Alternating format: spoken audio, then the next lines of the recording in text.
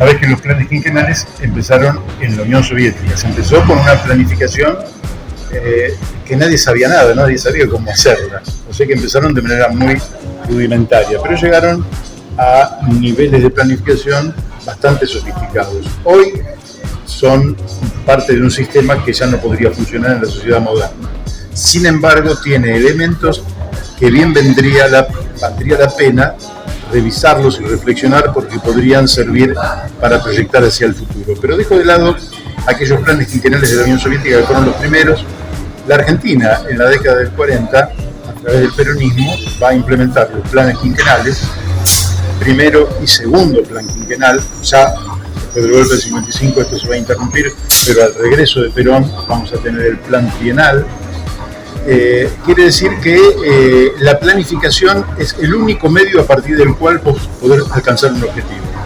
Lo primero que tenés que tener es el objetivo. El peronismo lo tuvo, ¿no? La soberanía política, la independencia económica y la justicia social. Cuando vos tenés que definir los objetivos políticos, podríamos incorporar el desarrollo integral de la economía, el desarrollo de todo el territorio de manera armónica. Se pueden fijar otros objetivos y eso se va planificando. China empezó después del peronismo con los planes quinquenales y ahora fíjate, logró llegar a un nivel de planificación altamente calificado, muy sofisticado, muy inteligente.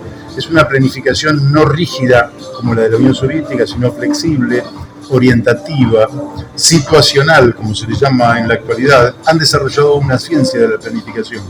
¿Qué sería de la Argentina si hubiéramos mantenido los planes y los hubiéramos perfeccionado y hubiéramos discutido una y otra vez sobre los objetivos y hubiéramos hecho hincapié en el desarrollo de la educación, el desarrollo de la ciencia, de la tecnología, el mejoramiento de la producción, de la infraestructura del país, de las fuentes de energía, y tuviéramos una planificación a 50 años para llegar al objetivo de 100 millones de habitantes, que es el piso a partir del cual la Argentina despega.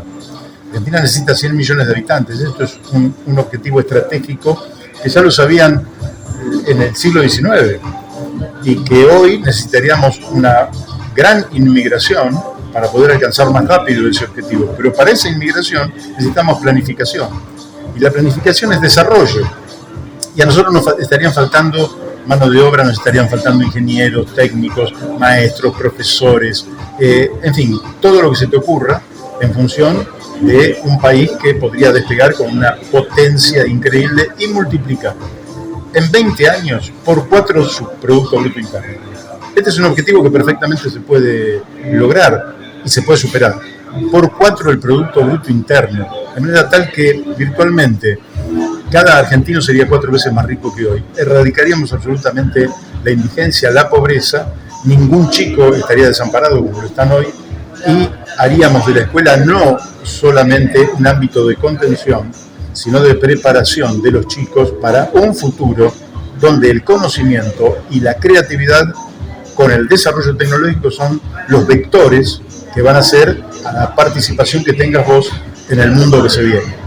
Lo que nos plantean en la actualidad es el atraso, es volver 100 años atrás, es retroceder, es hacer de la Argentina realmente algo absolutamente arcaico, pasado de moda, exportador de materias primas, sin elaboración, sin creatividad, sin ingeniería, realmente nos llevan a la decadencia. Esto se puede revertir en el corto plazo si retomamos los lineamientos de la planificación, que ya no será quinquenales ni trienales, deben ser cuatrianuales conforme marca la Constitución argentina, pero que sepamos que a la sucesión de este gobierno, que será dentro de no tanto tiempo, en última instancia, puede sobrevenir un proceso de despegue espectacular para la Argentina.